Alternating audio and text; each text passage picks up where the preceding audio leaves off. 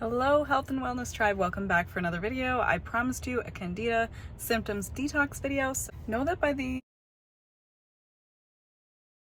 end of this video, you are going to walk away knowing what the symptoms of Candida detox are and some ways you can help abate those and make them more manageable as you go through that journey. If you're new here, my name is Cara. I'm a health and wellness coach, author, and nurse. I help people heal their gut and lose weight sustainably. Healing Candida is a big part of that, and it's a super common issue when it comes to gut health, leaky gut, restoring the gut lining. If you want to hear my gut healing journey, I've got plenty of videos on my channel. I invite you to subscribe, like this video, and send this to somebody you know needs to see this. Candida is a fungus that is supposed to be in our gut microbiome, but it can overgrow because we have such a diet rich in sugar in the United States. It can overgrow if you are immunocompromised, if your diet is rich in sugar, or if you have other medical conditions. No matter what the reason you started to have a Candida overgrowth is, you definitely want to address it. If you are looking for a way to help take the first steps and you're finding this video for the first time, I invite you to go watch this video where I talk about the strategies that you can start to implement that are going to make the most difference. That being said, we're going to talk about how to detox your Candida with nutrition and supplements today, and also what the symptoms of Candida detox are, so you're not caught off guard and you can actually do something about it. It's the number one thing that you want to address. I bet you guys can guess what I'm going to say when it comes to what's the number one thing that you can expect to need to change when it comes to cleansing Candida from your life. Nutrition. And I know that it's super daunting, it's unexciting, but this is really going to be the foundation for your success. So when I say this, just know that I'm saying this with every single ounce of knowing it myself, every single part of me that knows that it's completely true, and that's why it's worth it to mention it again. So making sure that you're not consuming a lot of sugar. My favorite way to reduce sugar and still eat something sweet is something called allulose. It's a non-glycemic sweetener that's from a natural source.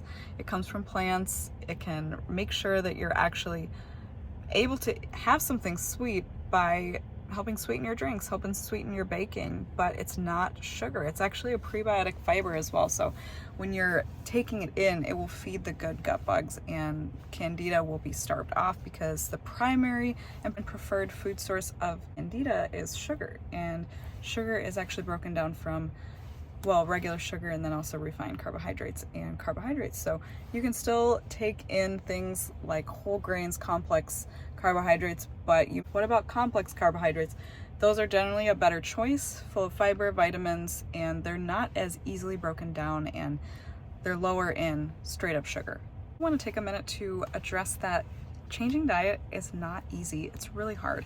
But if you can actually grasp this mindset change and kind of, instead of picturing taking out sugar and changing your diet as this really negative, hard thing, instead, I'm inviting you to look at it from the perspective of maybe this is the best thing you've ever done for yourself. Maybe just around the corner, 2 weeks from now, you're gonna feel the best you've ever felt. And how much is that worth? And you can't put a price on it. There's nothing like bouncing back and getting your health back or having a better health status than you've ever had in your life as staying the same, thinking like, I can't do it, keeping your diet the same and not really making the change because you don't feel confident that you have what it takes to sustain it. That being said, let's dive into a strategy that you can use to stay low carb. Eating a lot of protein and vegetables, reducing fruits that are super sweet, berries and lemons generally are super good, and they can help provide a good balance of prebiotic fibers without putting a lot of extra added sugar that other fruits that have a lot of fructose could deliver and cause your Candida to not die off as quickly. Also, make sure to get your healthy fats in there. Avocado, ghee, tallow, grass-fed butter, coconut oil. Those things are going to help support the cellular membranes and any regeneration that your gut lining needs to do as it heals up and solves any leaky gut that is accompanying the Candida overgrowth. If you're feeling lost on where to look for recipes or what foods to eat, my book Gut Health Reset has a ton of different recipes and food lists, grocery lists, things to set you up for success. So I invite you to check that out. It's linked below, and you can actually get a plan fully laid out for you in that book as well. The structure in the book is 4 weeks, but the bonuses actually take you out to 6 months. So I would recommend that you pick that up if you're feeling overwhelmed and you need more guidance than this video provides. There's nothing better than including a naturopathic doctor in your health journey. I definitely did that when I couldn't figure out what to do next. Some people need individual consideration. What I'm telling you today worked really well for me. Everybody's bodies are so individual, so do not hesitate to include a functional medicine or a naturopathic doctor in your journey. Now let's talk about supplements and how they can help solve a candida overgrowth. I want you to just be reminded that if your diet is not in order, supplements, there's going to be a limit to how much they can help you. You don't want to be in the position where you're canceling out the benefit of the cleanse by eating a ton of sugar. The first supplement I want to recommend is a system called Triplex. Triplex is a prebiotic fiber drink, a cleansing supplement, and a probiotic. Take them every day, and over a period of time the candida actually cleanse out and your microbiome is rebalanced. This is what I did when I was healing candida, and this is what worked the best for me.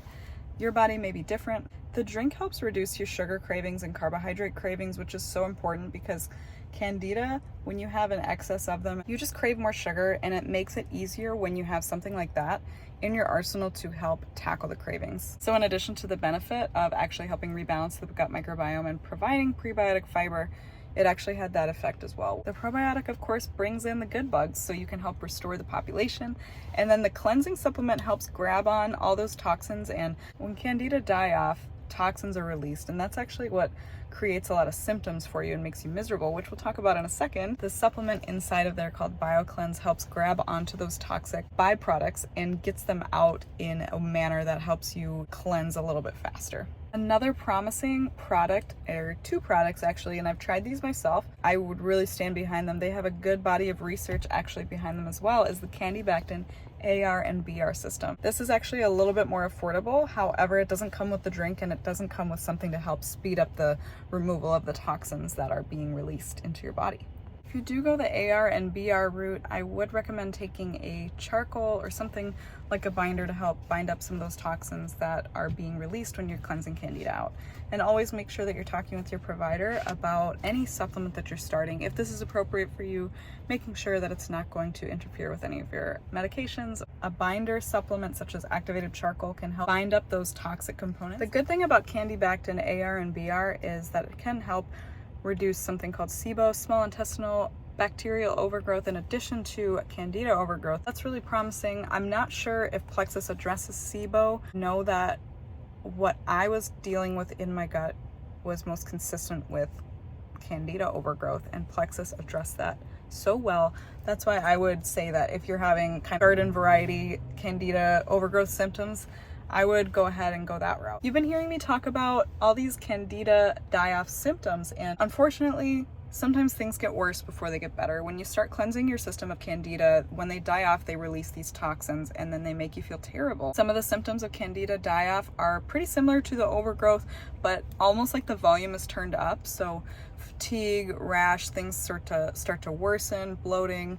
Something that's a little bit unique to the die-off is headache, and sometimes people can even experience a fever. I wanted to share that with you because if you start to experience those symptoms and you are really tempted to stop your cleanse, this is all something that you can expect to see happen when candida starts to die off. So I want to encourage you in that, and I hope this video was helpful. All the products I discussed are linked in the section below. If you have any questions or something wasn't answered in this video, would you put a comment? Let me know what that is. I'd love to hear from you. I'd love to know what kind of struggles you're going through right now. If you have any ideas or questions about anything related to the gut and you want me to make a video on that next, put that below as well. And I invite you to stick around, subscribe, like this video, share it with somebody who needs to see this, and I cannot wait to see you in a future video. Bye.